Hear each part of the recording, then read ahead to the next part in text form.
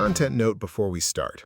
This episode covers the murders of Black women in South Los Angeles and significant failures in law enforcement response.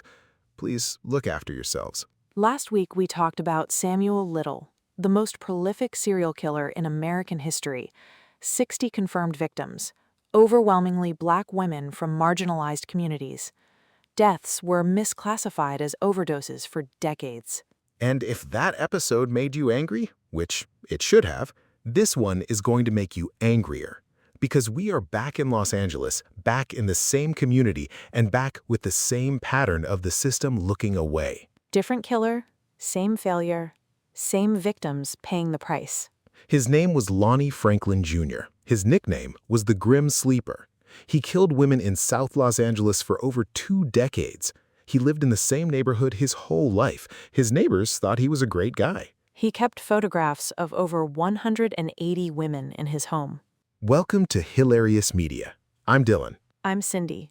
Episode 24, and we are angry. Let's get into it. To understand this case, you have to understand South Los Angeles in the mid-1980s. It is a community in crisis.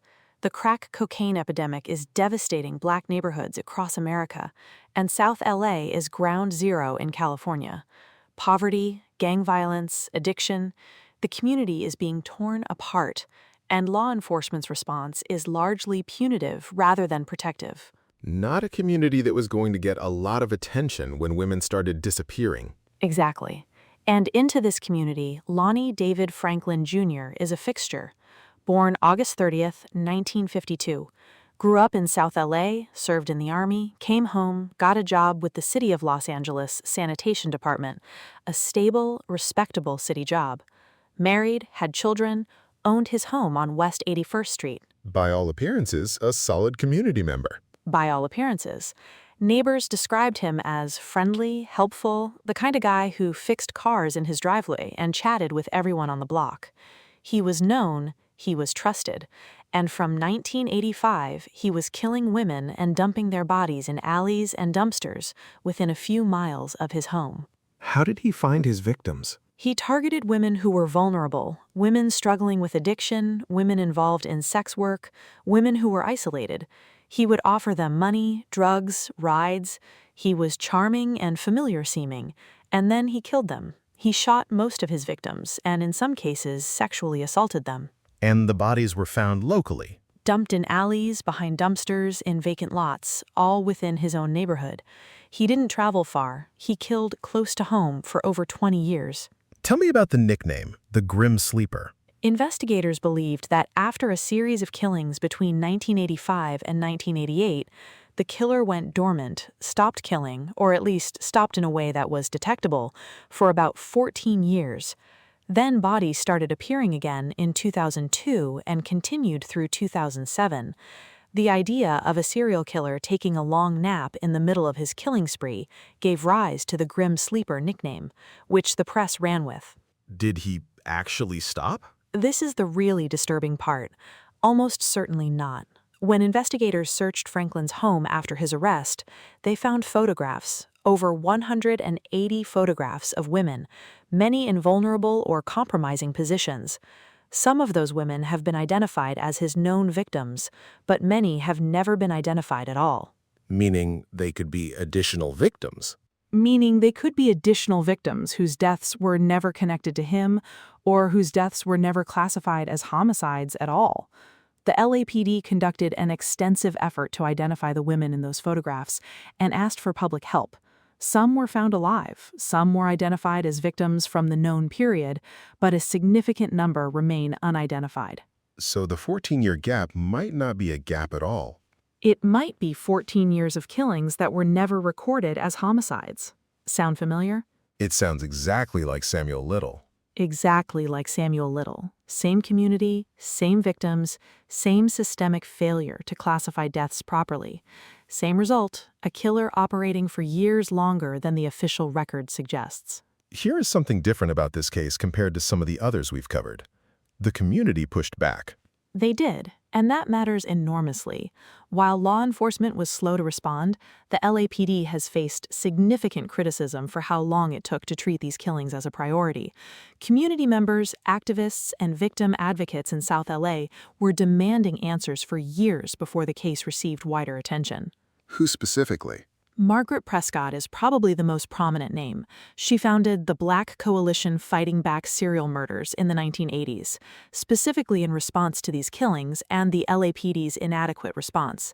She and her organization pushed for years to get law enforcement to take the deaths seriously, to connect the cases, to treat these women as victims worth pursuing justice for. She founded a coalition specifically to fight for these victims. In the 1980s, decades before Franklin was caught, and she faced significant resistance from law enforcement who didn't want to acknowledge the pattern, and from a broader culture that was comfortable ignoring deaths in communities like South LA. Did the LAPD eventually respond? Eventually, a task force was established, the Grim Sleeper Task Force, but the timeline is not flattering. The killings were known to be occurring from 1985. The task force was not established until 2007. That is 22 years of women dying before a dedicated investigative unit existed. 22 years. 22 years. And even then, Franklin wasn't caught by the task force through traditional investigative work. He was caught by a DNA database and a discarded pizza slice. Tell me about the pizza slice. Okay, so 2008, Lonnie Franklin Sr.'s son Christopher is arrested on a weapons charge. His DNA is entered into the California DNA database, and it partially matches the Grim Sleeper DNA profile that investigators had held for years. Partially matched? Familial DNA matching. This was a relatively new and controversial technique at the time. The idea that if a family member's DNA is in a database, you can use partial matches to identify relatives who may be suspects. Christopher's DNA wasn't the Grim Sleeper's DNA, but it was close enough to suggest his father, or a brother, or a close male relative might be. So they identified the family before they identified the individual. Exactly. Investigators narrowed it down to Lonnie Franklin Sr. and Lonnie Franklin Jr. based on age and location.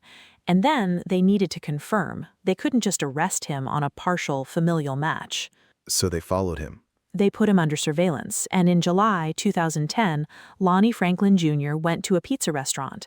He ate a slice of pizza, he left, and an undercover officer retrieved the discarded pizza crust. A pizza crust? His DNA was on the pizza crust. It matched the Grim Sleeper DNA profile. Lonnie Franklin Jr. was arrested the next day. 25 years of killings ended by a pizza crust. A pizza crust and a DNA database and a son who got arrested on a weapons charge. That is the chain of events that caught him. The familial DNA technique, was it controversial? Very. Civil liberties advocates raised serious concerns about the implications of being investigated because a family member committed a crime. The idea that your DNA in a database could make your relatives suspects sits uncomfortably with a lot of people. California was one of the few states that allowed it at the time. It has since been used in other high-profile cases, including the Golden State Killer, but the ethical debate around it continues. So catching the Grim Sleeper contributed to a genuine legal and ethical debate that is still ongoing. One case, multiple ripple effects. He goes to trial in 2016. What was his defense? His defense team argued the DNA evidence was unreliable and that Franklin was not the killer. It was a difficult argument to make given the strength of the DNA match and the physical evidence. The prosecution presented extensive forensic evidence, including ballistics, many victims were shot with the same gun, and the DNA. And the photographs? The photographs were central to the prosecution's case and deeply disturbing to everyone in that courtroom. Over 180 photographs of women found in Franklin's home, in his bedroom, in his garage, some on Polaroid, some on videotape. Prosecutors argued they showed Franklin's pattern of targeting vulnerable women. Were any of the women in the photographs identified as victims? Several were identified as his known victims. The LAPD released a selection of the photographs publicly, with the women's faces visible, and asked for help identifying them. It was an extraordinary decision, controversial in itself, but it resulted in some identifications. Some of the women came forward alive. Others were identified by family members as missing loved ones. Some of them were alive. Some of them were alive and had no idea their photograph was in a serial killer's bedroom, which is its own kind of horror. The verdict? Guilty on all 10 counts of murder and 1 count of attempted murder in May 2016. Sentenced to death. He died on death row at San Quentin State Prison on March 28, 2020, of natural causes, before his execution could be carried out.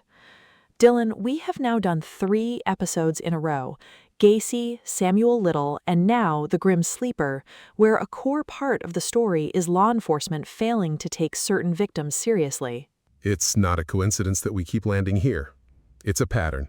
It is a documented, undeniable pattern, and in South Los Angeles it's especially stark because the same community, the same demographic of victims appears in both the Little case and the Franklin case.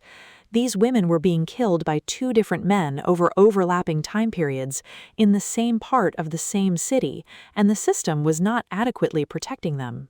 Margaret Prescott and the Black Coalition fighting back serial murders were saying this in the 1980s, decades before anyone in official power was listening.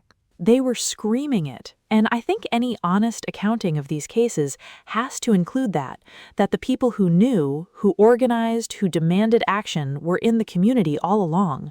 The failure was institutional, not communal. The community knew, the institutions didn't act. The community knew, and when we ask why these cases aren't more well-known, why Lonnie Franklin isn't a household name the way Ted Bundy is, the answer is the same answer every time. The victims. Who they were, who the culture decided was worth caring about. And who it decided wasn't. Lonnie Franklin Jr. 10 confirmed murders, possibly over 100 victims if the photographs tell the story investigators believe they tell. 25 years, 1 neighborhood, 1 city sanitation worker who everyone thought was a good neighbor.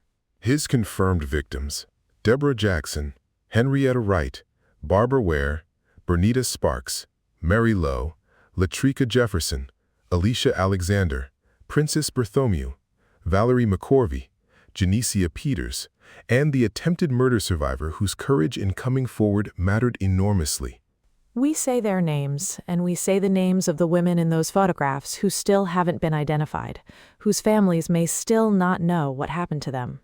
And we say the name of Margaret Prescott, who knew, who organized, who fought, who was right all along. We say her name. If you recognize anyone from the Grim Sleeper photographs, the LAPD Robbery Homicide Division tip line is still active. We'll put the information in the description. Thank you for being here for episode 24. This has been a heavy few weeks. We appreciate every one of you who stays with us through the difficult ones. Subscribe, leave a review, keep the suggestions coming. I'm Dylan. I'm Cindy. Take care of each other, especially in your own community.